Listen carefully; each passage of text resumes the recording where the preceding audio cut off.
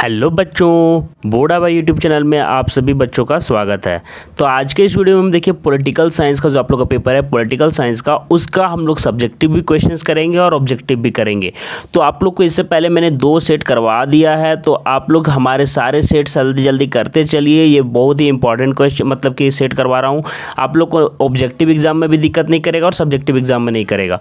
पहले 40 objective question करवाऊंगा, उसके बाद फिर आपको सब्जेक्टिव क्वेश्चन भी करवाऊंगा। तो ये मोस्ट एक्सपेक्टेड क्वेश्चंस हैं। अगर आप ये करके जाते हो तो एग्जाम में यहीं से क्वेश्चंस आप लोगों को देखने को मिल जाएंगे।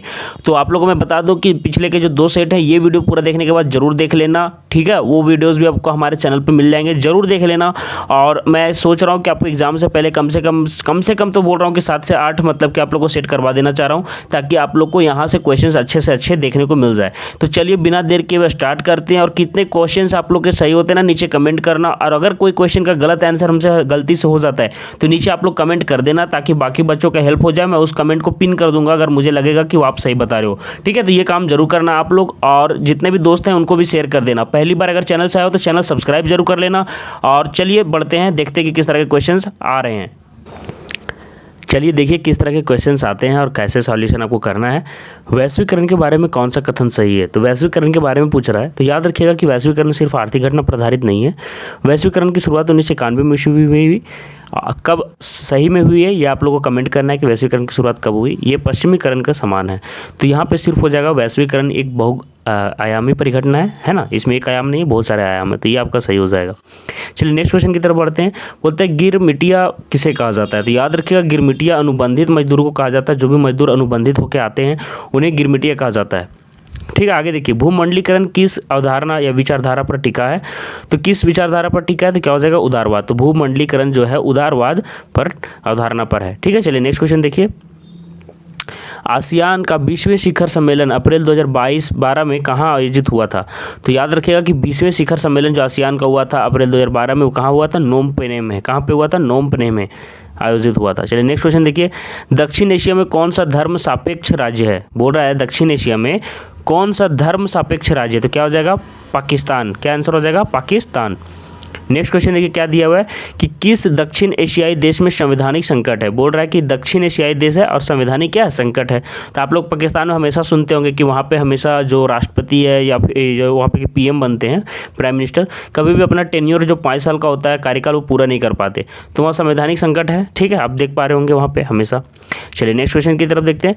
दक्षिण अफ्रीका के किस देश के प्रधानमंत्री को उसके उत्तराधिकारी ने अपदस्थ कर, है ना, फांसी की सजा दी? देखिए वही मैंने आपको बताया ना कि वहाँ पे क्या होता है, किस देश के प्रधानमंत्री को उसका उत्तराधिकारी ने क्या किया? अपदस्थ करके फांसी दे दी। तो क्या होगा? पाकिस्तान इसका आंसर सही हो जाएगा।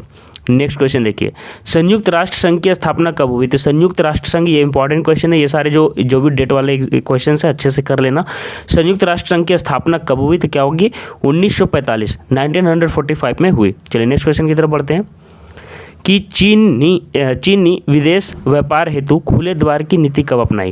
बोलता है चीनी विदेश व्यापार हेतु खुले द्वार की नीति कब अपनाई? 1978 ईस्वी में, 1978।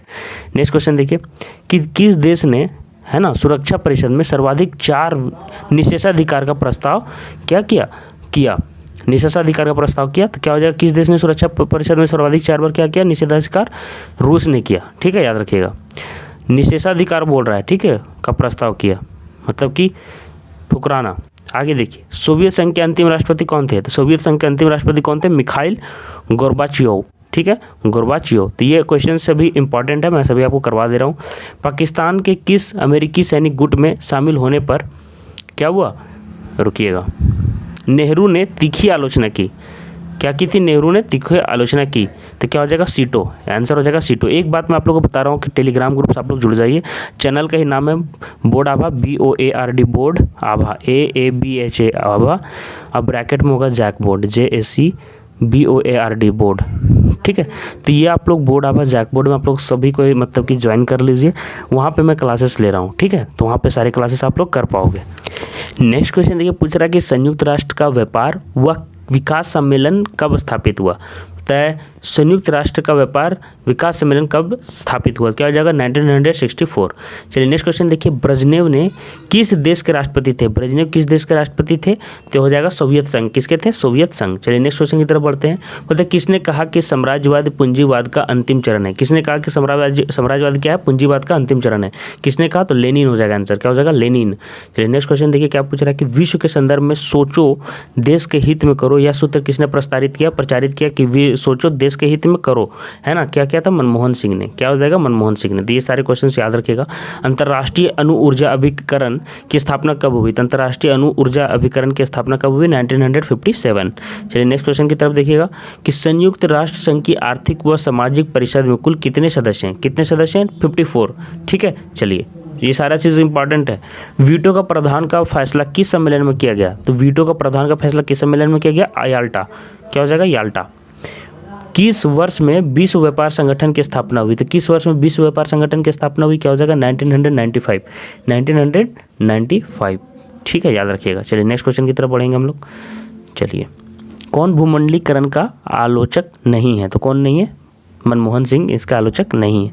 चलिए नेक्स्ट क्वेश्चन देखिए, वी.एस. नायपाल कौन थे? तो वी.एस. नायपाल कौन थे? नोबेल पुरस्कार विजेता थे।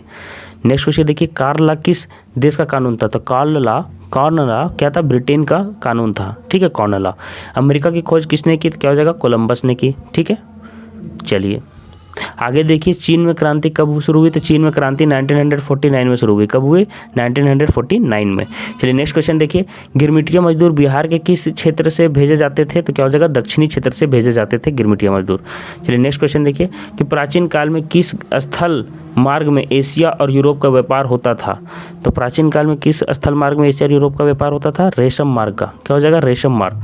चलिए नेक्स्ट क्वेश्चन देखिए, भारत में नई आर्थिक नीति की शुरुआत किस प्रधानमंत्री ने की थी? तो क्या हो जाएगा? नरसिम्हा राव। ठीक है, भारत में नई आर्थिक नीति की शुरुआत किसने की? नरसिम्हा राव ने। नेक्स्ट क्वेश्चन देखिए, मानवाधिकारों की सार्वभौमिक घोषणा कब की गई? तो मानवाधिकारों की सार्वभौमिक घोषणा कब की गई? 1945। यहाँ पे सारे ऑप्शंस गलत हैं। 1948 आप लोग का सही हो जाएगा। विश्वव्यापी आर्थिक संकट किस वर्ष आरंभ हुआ था? तो विश्वव्यापी आर्थिक संकट किस वर्ष आरंभ हुआ? 1929। क्या हो जाएगा? 1929। चलिए नेक्स्ट क्वेश्चन देखिए, ब्रिटेन वुड्स सम्मेलन किस वर्ष हुआ? तो ब्रिटेन वुड्स सम्मेलन आपका 1944 में हुआ। कब हुआ? 1944 में। चलिए नेक्स्ट क्वेश्चन देखिए, भूमंडलीकरण की शुरुआत किस दशक में हुई? तो भूमंडलीकरण की शुरुआत 1990 में आपका शुरू हुआ। ठीक है, चलिए याद रखिएगा। नेक्स्ट क्वेश्चन चलिए देख लेते हैं, किस देश ने नाटो में अमेरिकी नेतृत्व का विरोध किया? तो फ्रांस ने। क्या किया? फ्रांस ने नाटो में अमेरिकी नेतृत्व का क्या किया? विद्रोह किया। आगे देखिए, पहले विश्व बाजार के रूप में कौन सा शहर उभर कर आया? तो पहले विश्व बाजार के रूप में अलेक्जेंड्रिया शहर उभर कर आया। ठीक है, याद रखिएगा। इतिहास की सबसे बड़ी गराज सेल किसे कहा जाता है? तो गराज सेल शॉक थेरेपी को कहा जाता है। याद रखिएगा। ठीक है, चलिए नेक्स्ट क्वेश्चन देखिए, मध्य एशियाई गणराज्य में किस संसाधन का विशाल भंडार है? बोलते हैं मध्य एशियाई गणराज्य में किस संसाधन का विशाल भंडार है? तो क्या हो जाएगा? पेट्रोलियम। ठीक है, यहाँ आज क्वेश्चन देखिए थोड़ा सा डिफिकल्ट है, तो इस तरह के भी क्वेश्चन आ सकते हैं। सोवियत अर्थव्यवस्था की प्रकृति के बारे में निम्नलिखित में से कौन सा कथन गलत है? तो देखिए ये सही है कि सोवियत अर्थव्यवस्था में समाजवाद प्रभावी प्रचारधारा थी। अर्थव्यवस्था के हर पहलू का नियोजन और नियंत्रण राज्य करता था। सोवियत अर्थव्यवस्था में समाजवादी प्रभावी क्या थी? विचारधारा थी। तो गलत कौन है? जनता को आर्थिक आज़ादी थी। तो ये गलत आपका हो जाएगा। चलिए नेक्स्ट क्वेश्चन देखिए, चीन विश्व व्यापार संगठन में कब शामिल हुआ? तो कब शामिल हुआ? 2001 में शामिल हुआ था। कब? 2001 में। भारत चीन युद्ध कब हुआ था? तो ये आप लोगों को पता ही होगा, 1962 में हुआ था, जिसमें बहुत ही भयानक युद्ध हुआ था, भीषण युद्ध हुआ था। आगे देखिए, भारत का प्रथम परमाणु परीक्षण कब किया गया? तो आप लोग सभी को पता होगा कि 1974 में किया गया, और इसी के कारण आज भारत बहुत मजबूत स्थिति में खड़ा है। तो इस तरह से देखिए मैंने 40 MCQs आपको करवा दिए हैं। अब चलिए मैं आप लोग को सब्जेक्टिव क्वेश्चन करवाता हूँ, और सब्जेक्टिव क्वेश्चन आप लोग ध्यान से देखते चलिएगा, जरूर कर लीजिए। ये सब भी आपके एग्जाम में इंपॉर्टेंट है, क्योंकि ये सारे क्वेश्चन लेंदी में आएंगे। अब लास्ट में देखिए बच्चों, क्वेश्चन क्या है कि आज़ाद भारत के पहले शिक्षा मंत्री कौन थे? 50 नंबर क्वेश्चन में यही है। तो आपको सभी को पता होगा कि 15 अगस्त 1947 से 1958 तक सेवा करने वाले स्वतंत्र भारत के पहला शिक्षा मंत्री कौन थे? मौलाना अबुल कलाम आज़ाद। ठीक है, मौलाना अबुल कलाम आज़ाद का नाम याद रखिएगा। अब देखिए यहाँ से लेंदी वाला क्वेश्चन थोड़ा सा शुरू हो गया बच्चों। आपके पास 5 प्रश्न है, सभी 4-4 नंबर के, देख लीजिए। और में सभी का प्रश्न दिया हुआ है, तो क्वेश्चन ज़्यादा भारी नहीं है, बहुत ही आसान है, क्योंकि और में करके प्रश्न दिए हुए हैं। दोनों में से किसी एक को बनाना है और 4 क्वेश्चन है 5-5 नंबर के, 20 मार्क्स के यहाँ पे हैं। बहुत ही इंपॉर्टेंट है। सोवियत प्रणाली क्या है, देखिए व्हाट वाज सोवियत प्रणाली, ए सिस्टम, सोवियत सिस्टम क्या था, चलिए देख लेते हैं। तो देखिए बच्चों, सोवियत प्रणाली क्या थी, यहाँ पे पूरा अच्छे से मैंने लिखा है कि रूस में हुई 1917 की समाजवादी क्रांति के बाद समाजवादी सोवियत गणराज्य यूएसएसआर का निर्माण हुआ, जिसका उद्देश्य एक समता मूलक साम्राज्य की समाज की स्थापना करना था, जिसमें पूंजीवाद व निजी संपत्ति का अंत करके समानता पर आधारित समाज की रचना करना था। इसी व्यवस्था को सामाजिक सोवियत प्रणाली कहा गया। इसकी विशेषताएं चलिए पढ़ लेते हैं बच्चों। संपत्ति पर राज्य का स्वामित्व और निजी संपत्ति की संस्था को समाप्त कर उसे पूर्ण राज्य के अधिकार में क्षेत्र में रखा गया। राज्य का नियंत्रण, वितरण प्रणाली भी आप पढ़ सकते हैं बच्चों, है ना, वितरण प्रणाली भी मैंने लिख दिया, यहाँ से देख लीजिएगा। और वितरण व्यवस्था भी सरकार के हाथों में थी। तो ये सारी चीज़ों को आप नोट कर लीजिए, ठीक है। राज्य और पार्टी की संस्था को प्राथमिकता, अर्थव्यवस्था व संसाधन, तो 4 ही चीज़ें मैंने लिखी है। आप इसमें से कुछ चीज़ें कट कर सकते हैं, जैसे 4 नंबर में तो इतना लंबा नहीं लिखिएगा, ठीक है। 2-3 चीज़ें कट कर सकते हैं, उससे कोई दिक्कत आपको एग्जाम में नहीं होगी। देखिए बच्चों, पंचशील के सिद्धांतों को लिखना था, right the principles of Panchsheel. तो चलिए इसका सॉल्यूशन पर चलते हैं बच्चों कि पंचशील के सिद्धांत क्या क्या हैं।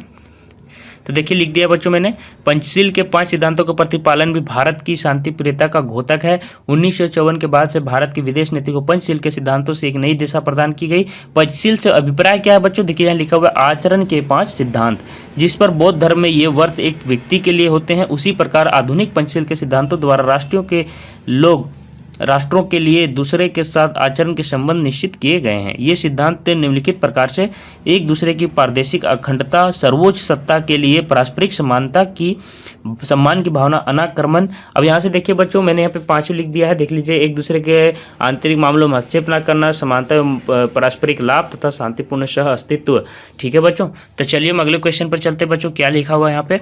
अगला देखिए बच्चों, पूछ रहा है 52 नंबर क्वेश्चन में आ गए हैं कि पाकिस्तान की राजनीति में सेना का क्या भूमिका है, उसको वर्णन करना था बच्चों। तो देखिए मैंने यहाँ पे लिख दिया, एक बार पढ़ लीजिएगा बच्चों आप अच्छे से, और इसका नोट्स भी बना लीजिए। पाकिस्तानी सेना अगस्त 1947 में स्थापित की गई, ये सेना पाक में सबसे ज़्यादा ताकतवर है और वो पाक की राजनीति में अहम भूमिका निभाती है। इतना ही नहीं, लोकतांत्रिक तरीके से चुनी गई सरकार के प्रधानमंत्री भी सैन्य ताकत के सामने कम ताकतवर है, ठीक है। पाकिस्तान की संविधान की बनावट ही ऐसी है कि जिसमें सेना की भूमिका को अहमियत दी गई है, ठीक है बच्चों।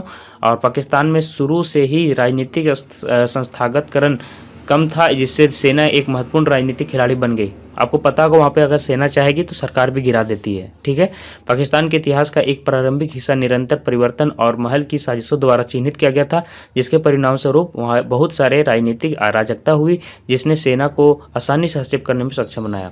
ये एक बहुत ही गलत सिस्टम है बच्चों, जिसमें सेना चाहेगी तो सरकार जब चाहेगी तब गिरा देगी। तो इस तरह से सरकार के अगर सेना के मन में खोट आती है, बात के माने में कह रहा हूँ मैं, ध्यान से समझिएगा, तो जो लोकतांत्रिक तरीके से चुनी गई सरकार है, जिसको वोट देकर आदमी ने चुना है, जो अच्छा सरकार है, उसको भी गिरा सकती है।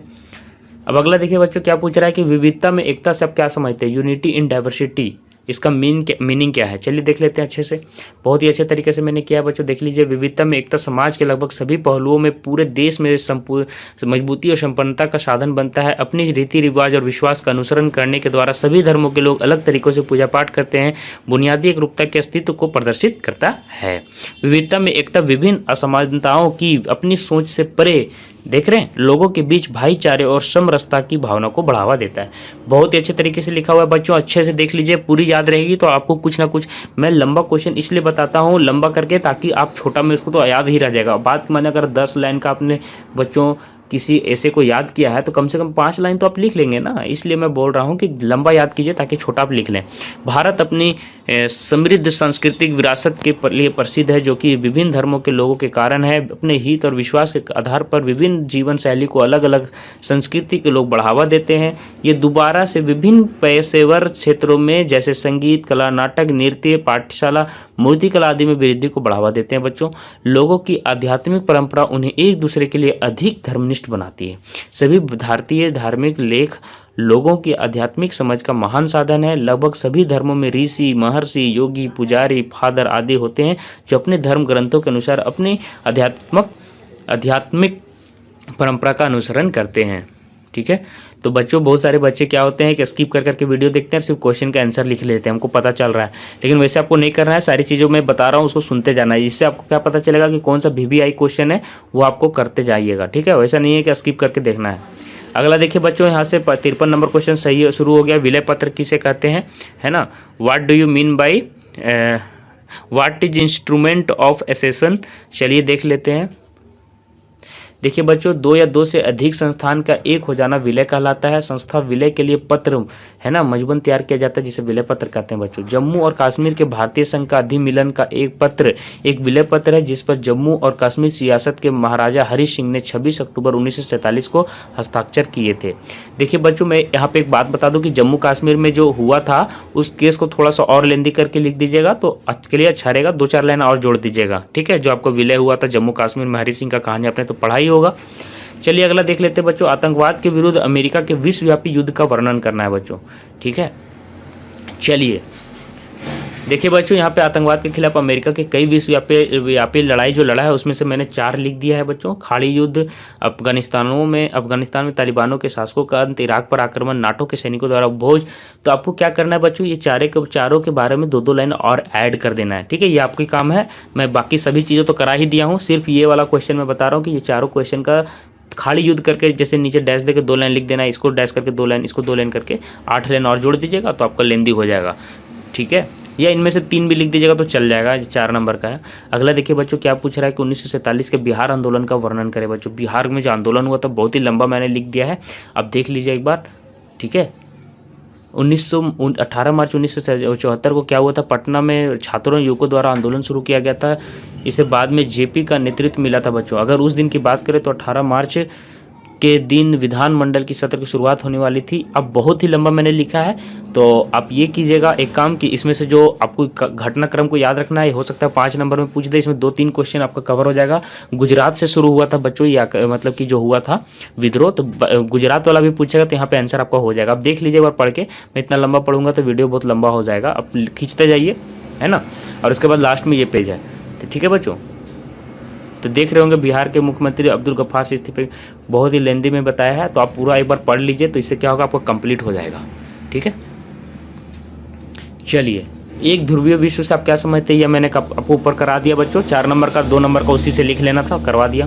5 नंबर में चलिए बच्चों देखते हैं, लोकतंत्र में राजनीतिक दलों की भूमिका क्या। देखिए मैं भी बता रहा था ना कि राष्ट्रीय राजनीतिक दल कैसे बनते हैं, उसका क्वेश्चन करवा दिया। उसी तरह राजनीतिक दलों की भूमिका क्या है, तो एक क्वेश्चन एक दूसरे जैसा जुड़ के आते हैं, इसलिए मैंने वहाँ पर भी बता दिया था कि राष्ट्रीय दल बनने के लिए क्या होना जरूरी है। तो देखिए यहाँ पे लिख दिया मैंने बच्चों कि लोकतंत्र में राष्ट्रीय दलों की विशेष भूमिका होती है। ये लोकतंत्र में अपनी भूमिका निम्नलिखित रूप से अदा करते हैं। राजनीतिक दल चुनाव लड़ते हैं और यह कोशिश करते हैं कि चुनाव में उनके उम्मीदवार की जीत हो।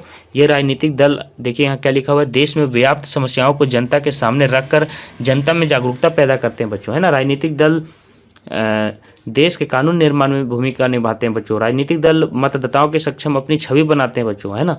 राजनीतिक दल चुनाव लड़कर सरकार गठित करते हैं। चुनाव में हारने वाले दल विपक्ष की भूमिका अदा करते हैं। इस प्रकार से सरकार पर क्या लगती है बच्चों, अंकुश लगती है। राजनीतिक दल जनता को अपने भाषणों के माध्यम से सरकार की नीतियों से परिचित कराते हैं, जिससे जनता को राजनीतिक शिक्षा प्राप्त होती है। और देखिए बच्चों, सरकारी दल कल्याणकारी योजनाओं को जनता तक पहुंचाने का कार्य करती है। अब देखिए बच्चों, लास्ट क्वेश्चन क्या बचा हुआ है, पृथ्वी पर्श से आप क्या समझते हो, what do you mean by पृथ्वी पर्श। देख लीजिए, लास्ट क्वेश्चन है इसका।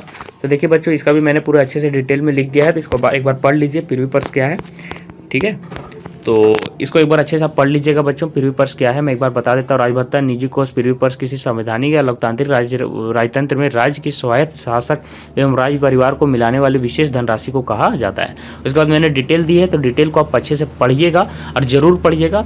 लिख लीजिए यहाँ से, देखिए दोनों लाइन में, दोनों पेज में मैं रोल कर दे रहा हूँ, तो दोनों से देख के लिख लीजिए। और आज मैं वीडियो में इतना ही रखता हूँ बच्चों। तो आशा करता हूँ कि आपको सारी चीज़ें समझ में आ गई होगी। मैंने यहाँ पे आज ऑब्जेक्टिव भी करवाया और साथ में सब्जेक्टिव भी करवाया, तो याद रखिए मैं इसीलिए दोनों करवा दे रहा हूँ ताकि एग्जाम में आपको हेल्प हो और आप लोग के एग्जाम में दिक्कत ना है, वो नहीं होगा, ठीक है। आगे के फिर 3-4 सेट और मैं आप लोग को लाने जा रहा हूँ, तो जो लोग भी पहली बार चैनल से जुड़े हैं सब्सक्राइब कर लेना, टेलीग्राम ग्रुप से जुड़ जाना।